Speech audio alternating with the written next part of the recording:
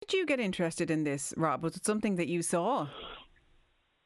Yeah. I've kind of told this to people that would listen and people that wouldn't, and so I've kind of no shame about it. But just something very unusual. Walking home from the art centre in Wexford a few years ago, I stopped, looked up in the sky, and saw, lights that were moving at incredible speeds, and I was shocked, in awe, and it was something that I believed was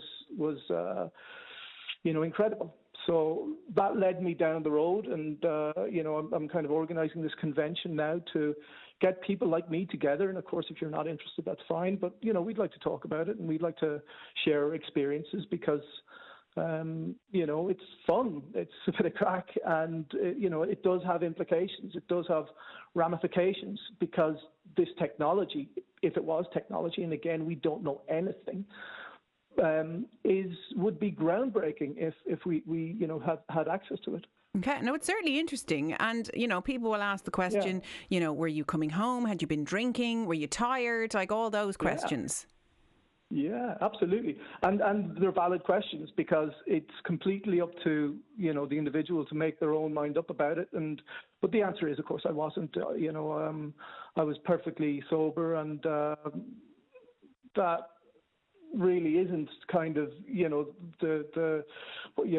a factor because what I saw was just what I saw, and you can believe me if you want, and you don't have to. But it's not just me. There's a number of people, as you're, in the news today. There's like a couple of hundred people have seen it in Ireland, and it's a trend throughout the world. So if there's a trend and there are commonalities within that trend, then people have to take people a bit more seriously. Yeah, no, I'm taking you completely at face value. There's been 105 recorded UFO sightings in Ireland, with each visit lasting an average of 13 minutes.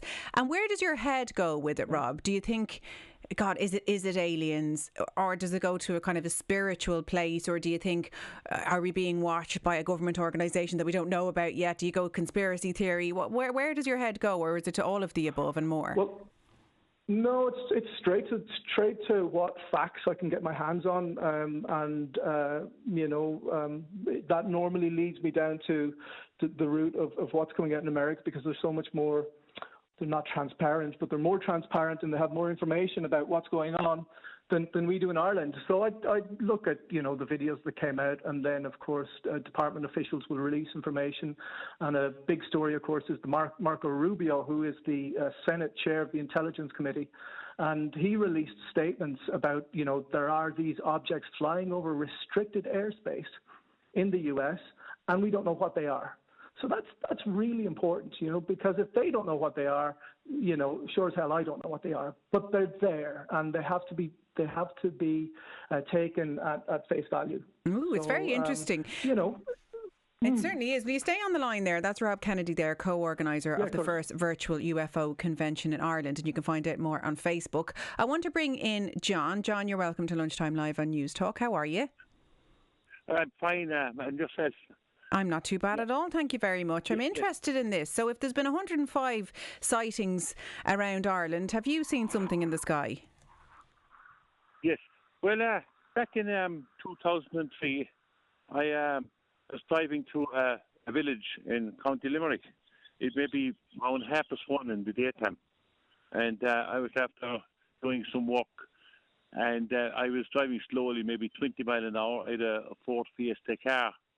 So I saw three objects in the sky overhead the village, and very suddenly, one of them came straight towards me in a split in the course of a second. It didn't take a vast amount of time, and he came down as low as the roof of the car, and he swooped over the roof of the car. The flying object flew against me. I'm driving 20 miles towards it. So I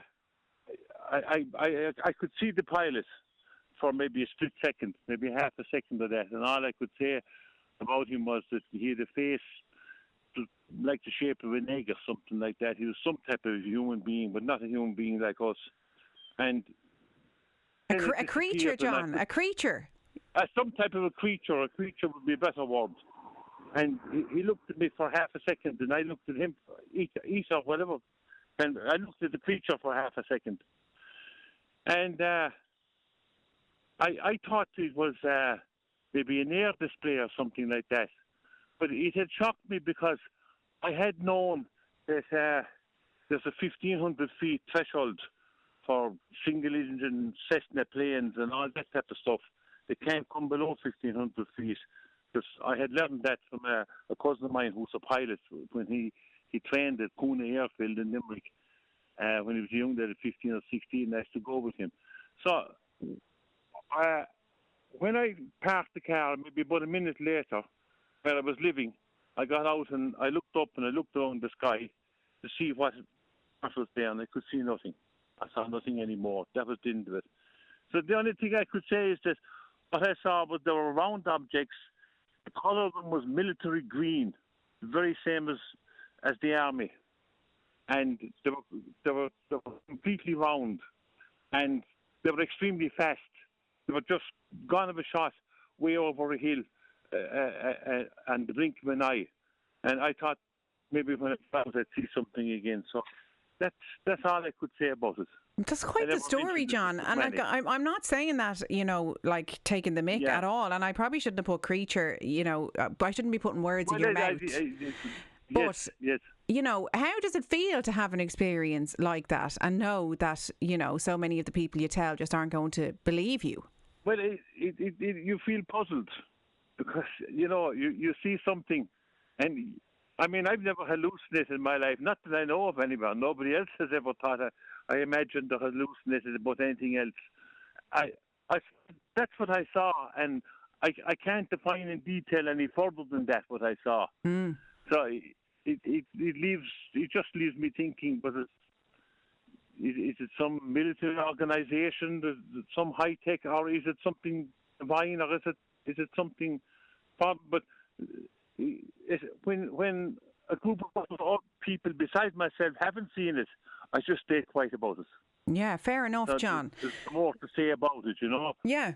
I did learn some few years later from a man that I worked with that a mother and son had also seen strange objects again around that time.